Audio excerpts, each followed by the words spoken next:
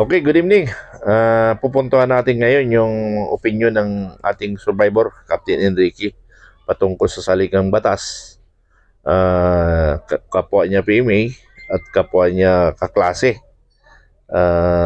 Na ang sinasabi niya lang ay katotohanan at kung ano ang nangyayari sa gobyerno at kung ano ang naramdaman ng ating kababayan. So yun lang gusto niyang iparating sa taong bayan at sa ating gobyerno. So may katwiran naman siya sa bagay na yan. Ang masaklap nito, ang Speaker of the House, yung kanyang panukala na baguhin ang batas, pinadaan niya pa sa gobyerno, sa mga empleyado ng gobyerno hanggang barangay na pagbabago. So, parang monopolize na siguro yun ngayon ang ating demokrasya. But anyway, siguro maaaring strategy niya yun. At napansin ko rin ang ating Pangulo, ang ating administrasyon ngayon, wala silang spokesperson na tagapagsalita ng ating gobyerno. So, maaaring strategy pa rin ng ating Pangulo na para hindi lumaki ang issue, kung ano mang pinupukol na issue sa kanya, maaari strategy niya yan. Pero napansin ko rin talaga, walang opposition ngayon sa gobyerno. Na dati-rati, malakas ang opposition. Dati ang mga partido komunista ay kumukontra lagi sa administrasyon. Pero ngayon sa administrasyon, hindi siya kumontra.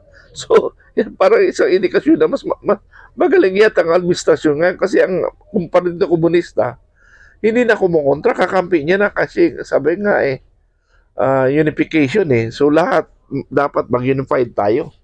So ganun. Ang problema nga lang, may nahiwala ang dati niyang kasama sa partido o sa grupo nung panahon ng election na si Inday Sara, ay maring ito na lalabas na opposition. Pero noon pa man, bago mag-election, nasa isip ko na yan at nasa vlog ko yan nakalagay na darating ang panahon ito ay maghihiwalay. Hindi pa nga umabot na isang taon eh. Naghihiwalay na eh. Naglalabanan na eh. Bakit? Kasi yung galamay ni President Bongbong Marcos, hindi niya na nakokontrol, magkanya-kanya na ng style. Kanya-kanya na ng mga kung anong gusto mangyari. Pati nga sa loob ng pamilya nila. So, ganun ang nangyayari. Kaya maaga ang eleksyon. Kaya nga sabi ko, may duda talaga ako na maghihiwalay itong Duterte at saka Marcos. Kasi alam ko rin, base doon sa mga ibang vlogs yan, kahit hindi ko basahin yun, ang analysis ko talaga, maghihiwalay. Dahil may plano si Pangulong Digong, ang dating Pangulong Digong. May plano siya. Nararamdaman ko na yan eh.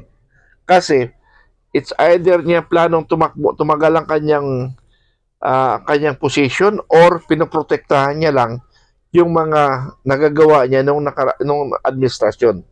So, alin sa dalawa dyan? Kasi, ang isang pangulo, na isang matigas na pangulo, alam niya na may magre-respect sa kanya. Kaya yun ang pinaganda ng dating pangulo. Dahil kung ikaw lang ang pangulo na wala ka namang gaanong sinasagasaan, wala kang problema. Pero kung mayroon kang sinasagasaan na in accordance to law o in accordance to for the good of the Filipino, medyo talagang may masasagasaan ka, katulad ni Pangulong Digong. So, yun nga, sabi ko nga sa mga ibang vlog ko, maghihiwalay yung dalawa. Yun na, nangyari na, maghihiwalay. Pero bakit maaga na maghihiwalay? Kasi inumpisahan ng mga bata ng ating Pangulong Marcos. Hindi niya nakokontrol. Yun ang naging problema. Sana man lang umabot ng 3 years bago sila naghiwalay. Pero wala tayong magawa. Yan na yan nangyayari. So balik tayo sa issue. Ang issue ay tama naman na sa opinion ko rin kasi, yung opinion ni Captain Survivor na kung kaklase niya, hayaan mo na lang ako maging, ito yung opinion ko. Yan rin kasi dinidiscuss ko sa aking mga kaklase. ano, na ito ako, opinion ko yan. Hindi ko kayo sinasama, pero hindi nyo maalis ako na Office 32-91 ako. Hindi nyo maalis yan. Unless, sabi nga ni Survivor, i-disown nyo ako. Kaya nga sinabi ko, kung ganun gawin nyo, wala akong magagawa. Pero, bilang isang officer o nag-graduate ng OPC, hindi nyo maalis na OPC 32 ako. Hindi ko rin kayo sinasama sa laban. Kaya nga lang, yung pangalan ko, iyan yung pangalan ko. So, magkaparas kami ng opinion dyan ni Captain Survivor sa bagay na yan. Hayaan nyo ako. Magsalita kayo na yung salita ni ni Colonel Mitran ay hindi yung salita, opinion ko lang yun. Tama naman eh. Ano? Wala tayong magawa kasi kanya-kanyang style opinion ng bawat tao. Ano? So, balik tayo ulit kay Survivor. Ang kanyang mga sinasabi ay may katotohanan at yun ang nararamdaman niya na maraming mali sa ngayong administration. Yung corruption. Pero yung corruption, hindi lang naman kay Pangulong Bongbong Marcos, halos yata ng administrasyon mayroon. Kay Pangulong Digong nga, mga last 2 years, napabayaan niya na yung mga bata niya. Hindi niya na napipigil. Pero in relation naman kay Bongbong Marcos, iba. Nauna ang korupsyon. Nagsisimula pa lang, nag-corrupt na. Ewan ko lang, baka mahinto after 2 years o after 3 years. Hindi natin alam. Kasi hindi pa natatapos ang term niya. Ano? So, magkaiba sila style. Ano?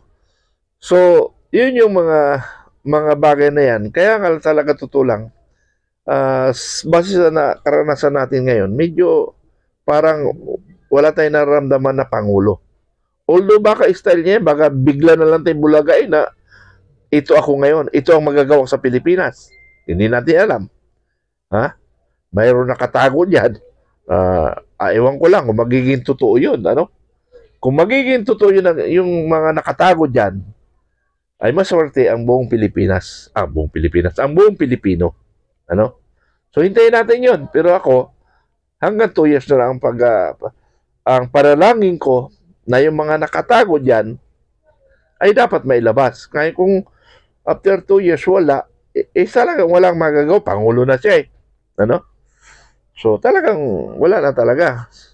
So, yung mga umaasa sa atin, na sinasabi ko 6 million tayo na kumunti na lang dahil sa pangako, ay kalimutan na lang ninyo yung tampo.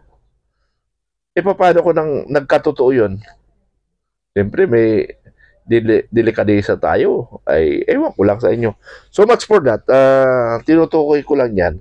Kasi medyo nadadala ako sa mga sinasabi ng ating Survivor na vloggers MUP. Ano? Ang magkaiba lang kami, halos lahat yung aming mga direction, halos parehas eh. Ang pinagkaiba lang namin, kasama rin si General Macanas, wala akong politika. Kung anumang partido ka, basta mali ka, tirahin kita. Ano? Yun yung pinagkaiba lang namin. Kasi nararamdaman natin yung dalawang vloggers sa MUP, parang may kinikilingan. Abala na kayo magbigay opinion yan. Ako, kung may kinikilingan man ako, pero pagka mali talaga. Bibirahin ko siya. Ganun lang yun. Kaya sabi ko nga, maulit ko nga yung paniki, ano? Sabi ko no isa, sir, mas mahirap yan. Yung sa mga nagko-comment sa akin, sir, mahirap yan. Wala kang grupo. Ay, ang grupo ko, ang taong bayan. Mas marami yata ang naniniwala sa tama. Di ba? Yung kakampi ko ang taong bayan. Ay, isiyo sa paniki, alam mo yung paniki. Pag tumakbo siya dito sa ibon, sabi ng ibon, hindi. Hayop ka, di ba sabi mo, hayop ka. Di tumakbo ka sa hayop. Pag takbo sa hayop, di ba sabi mo, ibon ka? Takbo ka sa ibon. So wala siya natakbuhan. Parang ganun ang ibig sabihin. Pero ako, ang kakampi ko, taong bayan, sa tama tayo.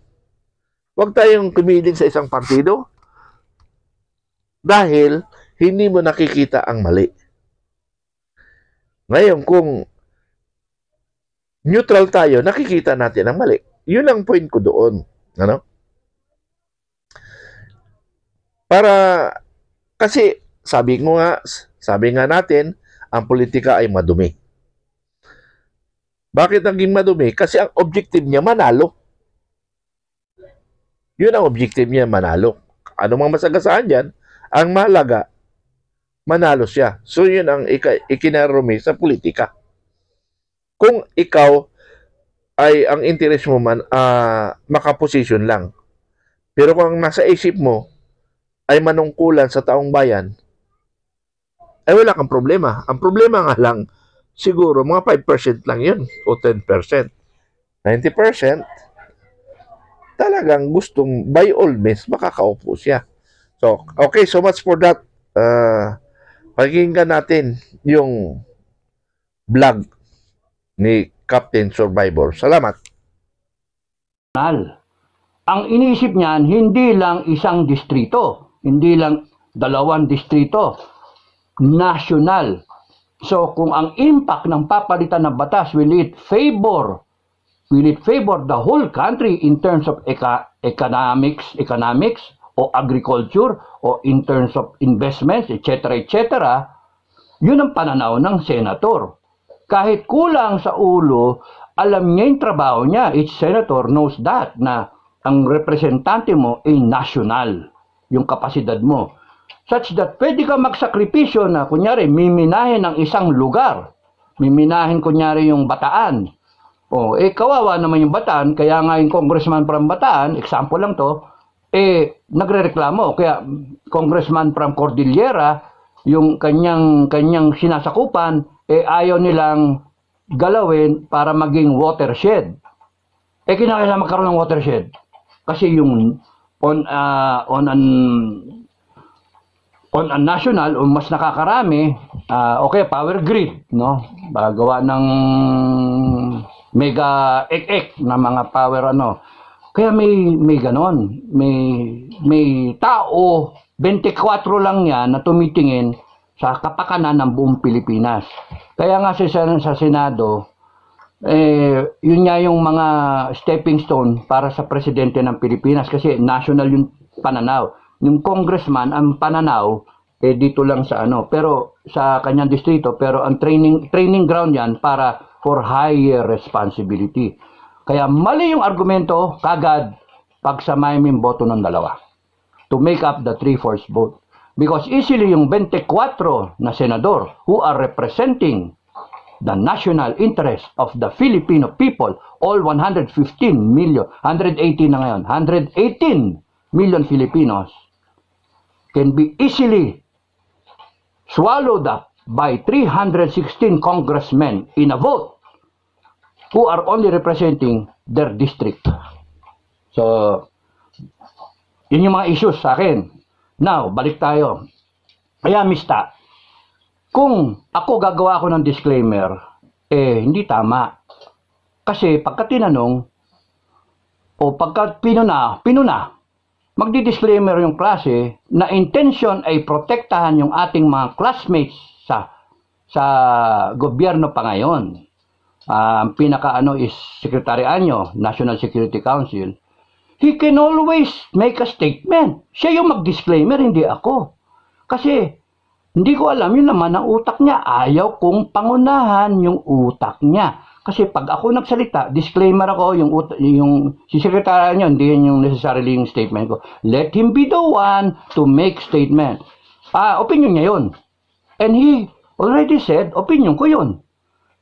Ngayon, kung magpapangunahan nyo ng klase, mapapasama pa yung klase. Why? Kasi yung statement ko nga, yung mga sinasabi ko, para sa bayan. Gagawa ka ng disclaimer, parang sasabihin mo, yung klase hindi para sa bayan. Yun yung kinagagalit ko sa Mista ko. Yung sinasabi ko, Bok, tumahimik na lang kayo. Tumahimik muna kayo. Kung gusto nyo, kayo ang gumawa ng disclaimer. So, yun, dumaan yung araw, nagkaroon ng disclaimer, Kaya sabi ko, na nahiya pa nga yung iba, nagko-communicate, sinasabi pa, baguhin ko raw, gawa daw ng disclaimer. Ilang beses ko explain na pag ako nagkaroon ng disclaimer sa klase, parang sinasabi ko, yung pananaw ninyo, parang sinabi ko, hindi nyo pananaw, yung pananaw ko. Ang tao nga naniniwala doon sa sinasabi ko kasi pare-pares kami na nararamdaman ng tao. Tapos sasabihin ko, hindi yan, walang pakialam yung mga yan. Parang sinabi ko, walang pakialam yung klase natin sa tao. Yun yung ano. Kaya, bahala kayo mag-disclaim. So, nagkaroon ng disclaimer. Ngayon, itong problema, itong mga bugalgal na mga media at ng mga vlogger, pinick up kasi content. Uy, kikita ko. Gagawin kong content. Bayad din naman siya, double lang kita. So, gagawa sila, ganyan-ganyan. Not knowing kung ano yung dinaanan namin na proseso. Kaya ako, nagbitaw pa ako ng salita na okay lang sa akin if the whole class will disown me. Because wala na ako doon, pare. Tapos na ako sa class na natin. Kumbaga sa ito is a fight between good and evil. If you do not know between good and evil, good luck. Good luck, matatapos na yung mundo. Hanggang ngayon, hindi mo alam kung ano yung tama at mali. This is a fight between what is right and what is wrong. This is a fight between truth and lies, deception. What's happening now? Deception. Doon sa Chacha, deception. Doon sa magandang Pilipinas, deception. Doon sa mga improvement na nangyayari, deception. Credit grabbing from the past administration. Ano pa? Ano nangyayari doon sa pera ng taong bayan? Deception, corruption, computation, kupit, tambalolong. Kaya nga somebody has to say it. The people cannot say it and that's why I am saying it. Yun. Now, kung hindi necessarily views yan ng klase, pangit tingnan. Now, one step further, para matapos na to, PMA year. Yung views ko, not necessarily views ng PMA as a whole. No? Pwedeng lumabas yung PMA, sabihin nyo, you are disowning me. I couldn't care less. Ano ngayon? Even if you disown me, what are you trying to preserve?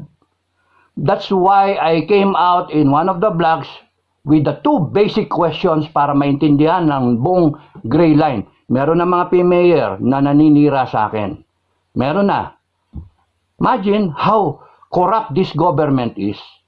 Na you can corrupt people. Okay lang kung opinion ninyo. Pero yung to the point na bibirahin yung pamilya ko, bibirahin yung pagkatao ko, na kung ano-ano pa just to gain support, no? Ang ano dito issue ng pinag-uusapan natin. Kahit sirain nyo ko ng sirain, kahit kung ano pa sabihin nyo, kahit sabihin nyo ex-convict ako, kahit sabihin nyo na ang dami kong pinatay, totoo naman. Totoo naman. Ang dami kong pinatay, ang dami kong kinatay.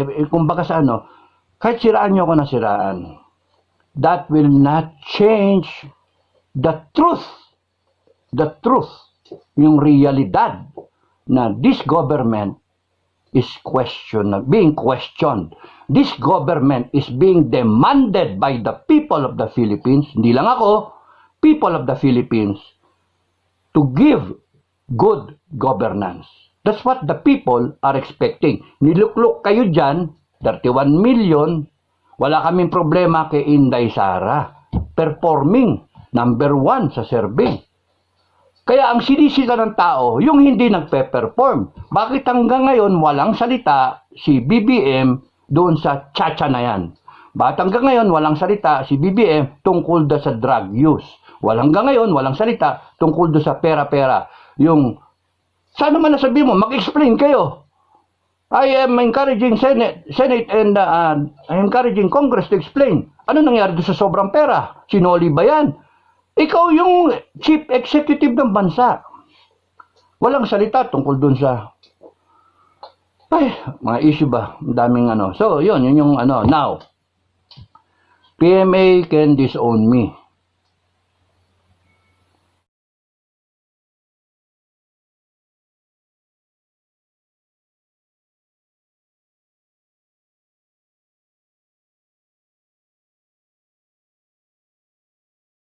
Parami na ng parami ang napapabilib at natutulungan ng Salveo Barley Grass. Meron po akong kidney stones, 2.5 cm. September 8, natagpuan ko po si SBJ. After 1 month, nung umihi po ako, parang may nagbara. So, nagulat po ako, parang may sumulpot na nilagpot sa akong ihi. Parang ganun. Nakita ko po yung bato, ang tigas. Sabi ko, wow, amazing! Ang galing talaga ng SBJ. Gumaling talaga ako. Nakita nga doon sa ultrasound na mayroon akong gallstone. Isang piraso pa lang. Sabi ng misis ko, bago ka umalis, bumalik ulit sa abroad, kailangan magpa-check up ka ulit. Ito na nga ang masamang balita. Yung isang bato, naging 2 na. Sobrang sakit ang nararamdaman ko. That time, yung aking anak, may sakit din. Pinapainom ni misis ng Salveo. So, tinik ko yun for 3 weeks. Nakita yung sa ultrasound na yung bato nalusaw. Nalusaw siya. Sabi ko, wow, galing naman. Wala na akong operahan sa'yo. Ano bang operahan ko sa'yo? Sabi sa akin ng doktor. Protektado ako all the time. Pagdating sa kalusugan ko, ito ang nag-save sa akin. Nawala lahat ng worries ko sa buhay. Sinusumpong ako ng acid, parang may tinitwist sa bituka ko, tapos yung puso ko, talagang chest pain, heartburn, tapos sa lalamunan mo biglang may maasim. Pero nung nag-inom ako ng Salveo Barley, para siyang lumot eh. Dumidikit siya dun sa mga part na gas-gas. Kaya feeling ko talaga si Salveo yung talagang nag-treat nung kung ano yung gas-gas na nakita dun sa esophagus ko. 1 week na ako nagko-coffee. Hindi ko na nararamdaman yung bigat nung sikmura ko. Sabi ko, shucks, totoo yata itong Salveo. February 26, 2022, that's last month, February 26, 2023, 1 year na akong acid-free. Napaka-imposible niyang paniwalaan, pero, my God, hindi ko alam kung bakit ganun yung naramdaman ko. Sa 3 glass na nainom ko, nakita ko na tumayo ako. Sobrang excited ko kasi parang kada inom ko, gumaganda yung pakiramdam ko. Di inom ako ng inom. Pagising ko ng umaga, hindi ko pa hinawakan yung bukol ko. Hindi ko siya hinawakan na ganun kasi gusto ko ma-surprise ako kung sakali man totoo o hindi yung Salveo Barley Grass. Pagdating ng asawa ko, sabay nating kapain, sabi ko. Tapos nung nireveal ko na nga yung katotohanan na hinawakan ko, yung bukol na malaki, biglang nawala. Parang napaka-imposible. Doon ako talaga na-amaze sa Salveo Barley Grass. Ilan lamang sila sa mga libo-libong taong napatunayan kung gaano ka-superior ang Salveo Barley Grass.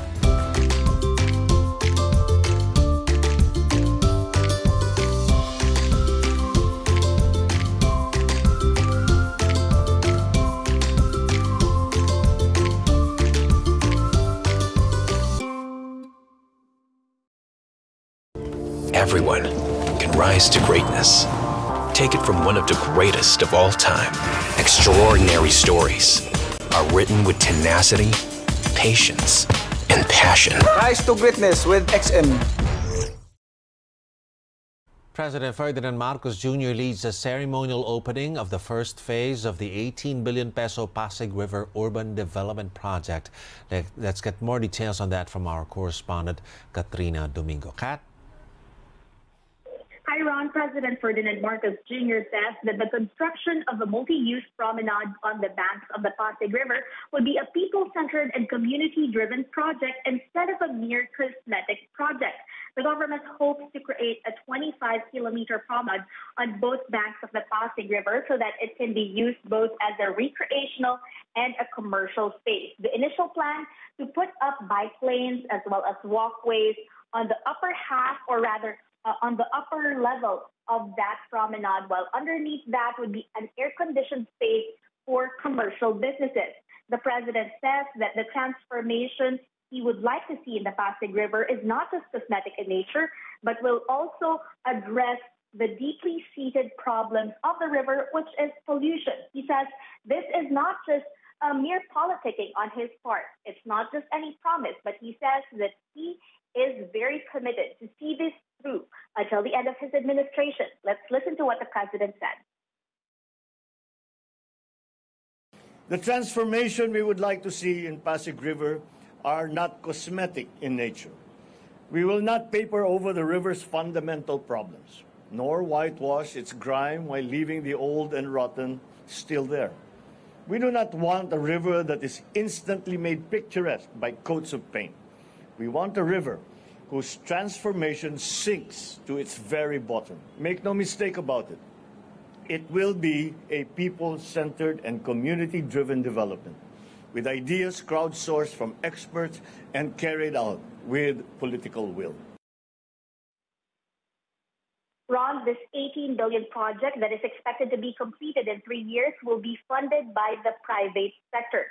According to Department of Human Settlements and Urban Development Secretary Jose Rizalino Acuzar, between 5,000 and 10,000 informal settler families will be relocated to housing units either in Rizal Province or the port area in Manila to make sure that they will not be left homeless because of these projects. The president says that the relocation of these families are necessary not only for the redevelopment of the Pasig River, but also to keep these informal settler families safe during typhoons. He says that the Pasig River urban development will be used not just for recreation, but also to spur small businesses and communities around the Pasig River. He says that while the government may never be able to restore the river back to its pre-colonial condition, his administration will push to revive it to serve the present while preserving it for the future. Among those who attended the inauguration of the Showcase of Peace earlier were several cabinet members, including the Tourism Secretary and the Environment Secretary.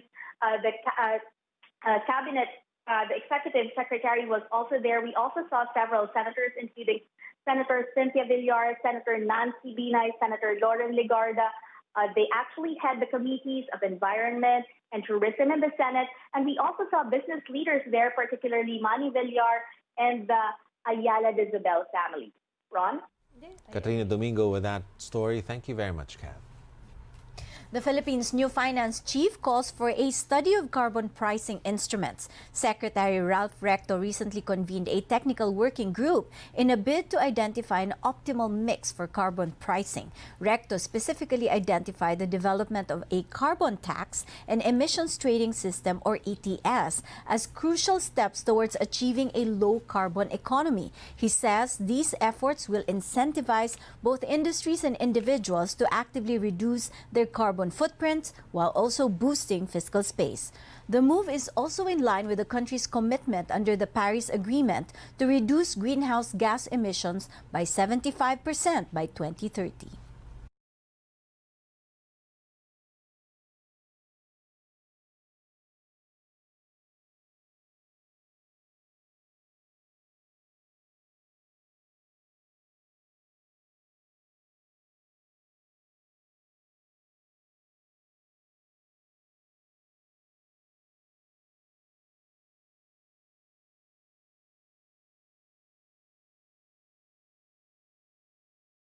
Smart cooling gets smarter with Carrier Energenius inverter technology.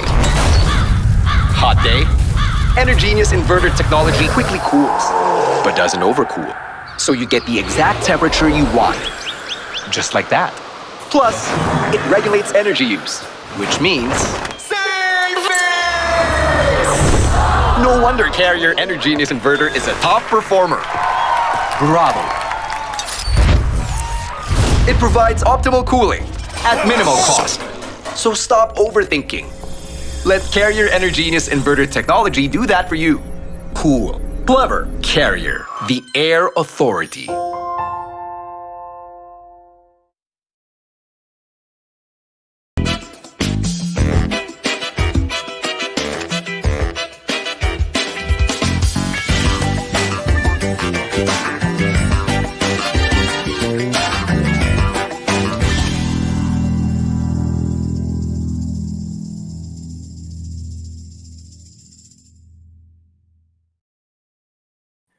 Good evening po sa inyong lahat. Ako po si Christian Esguera at welcome po sa ating episode ngayong gabi, January 12, dito po sa ating Facts First podcast.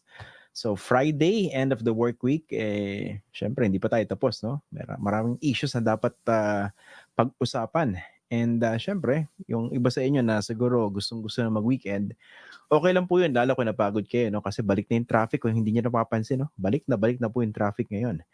And I think it will only get worse by next week. Pero yun nga, baon ng konting pasensya. Dito, pwede ba tayo magbaon ng pasensya dito sa mga pinagagawa ng mga politiko natin? Okay, yan ang pag-usapan natin. No? Alam niyo po, ilang araw na po natin tinututukan ito. No? Ito po yung tangkang pagpapalit, pag-amyenda o pagbabago sa ating kasalukuyang konstitusyon. And hindi naman po ito surprise dahil last year po, no, binanggit naman din ni House Speaker Ferdinand Martin Romualdez na pagpasok ng bagong taon, ito yung isa sa kanilang mga priorities, yung amyendahan yung konstitusyon. So as we speak, as far as we know, merong ongoing efforts dyan po sa baba para mangalap po ng lagda, signature campaign basically. Ang tawag po dyan formally sa ating konstitusyon, People's Initiative. So, meron pong mga effort to convince our people to support the People's Initiative, pero ang understanding po natin is specific dyan ang gusto mangyari. No? Linawin na kung sakali magkakaroon ng pagbabago o pag-amyenda sa konstitusyon, ay dapat ang pagboto ng dalawang kapulungan ng Kongreso, Senado at House of Representatives, dapat pagboto nila joint.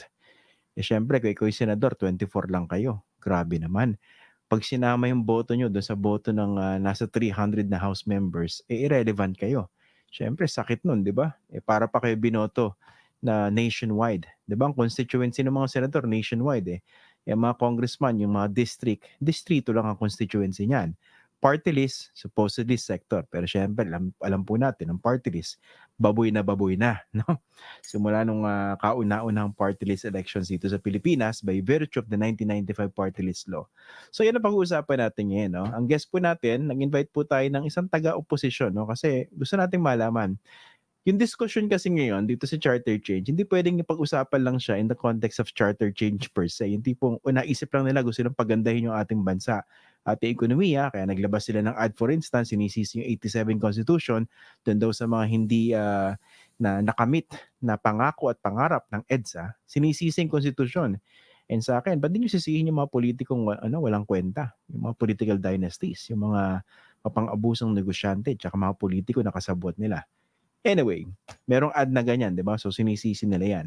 Pag-usapan natin ngayon, hindi naman pwedeng pag-usapan yung charter change na yan dahil gusto na lang pagandahin yung Pilipinas. Syempre, dapat pinag-uusapan din yan dun po sa ongoing na girian sa pagitan ng mga Duterte at ng Marcos Romualdez camp. Ngayon, ang tanong, nasan ba ang opposition? Yung the opposition as we know it, no?